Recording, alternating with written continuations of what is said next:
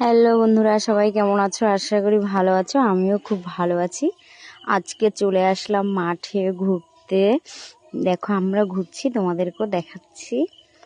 ঘুরতে বলতে শাক তুলতে এসছি। দেখো এই যে আমার দিদি যাচ্ছে, পেছনে আসছে শাক তোলার জন্য। আমরা দুজনেই আসছি মাঠে, অনেক দিন পরে এসছি। দেখো আমাদের মাঠের পরিবেশটা কেমন লাগছে, নিজের ছায়াটাও তো তোমাদেরকে দেখিয়ে দিলাম। দেখো মাঠে গরু বাঁধা আছে, শুধু পেঁপে খাত, যেদিকে তাকাবো শুধু পেঁপে খাত। খুব ভালোই লাগছিল, তাই তোমাদেরকেও দেখাচ্ছি। দেখো কত ভালো লাগছে জানো। ফোনে দেখো শুধু হলুদ, মানে পেঁপে গাছ, তার নিচে শুধু হলুদ চাষ হয়েছে, প্রচুর হলুদ।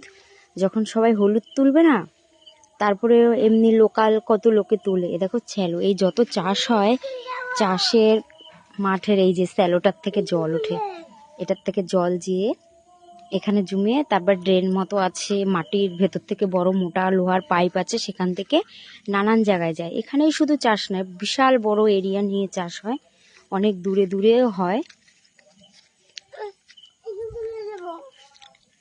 দেখো কিরকম লাগছে, দেখো এই যে ঘরের ভেতরে মেশিনপত্র রয়েছে, তালা দিয়ে খুলে আবার স্যালোটা চালু করে আবার বন্ধ করে দেয়। দেখো ঘরগুলো দেখো অনেক অনেক পুরনো, ভূতের মতো লাগে, তাই তোমাদেরকে ভালোভাবে দেখাচ্ছি।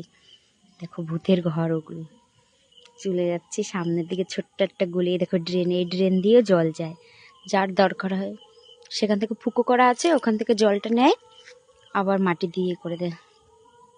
সামনে দেখো একটা কলা গাছ, এই কলাটা তুললাম। দেখো ভালো লাগলো, অনেকদিন যাচ্ছি না তো মাঠে। ছোট্ট একটা গলি দিয়ে যাচ্ছে, এপাশে কাঁকরোল চাষ হয়, শশা চাষ হয়েছে। দেখো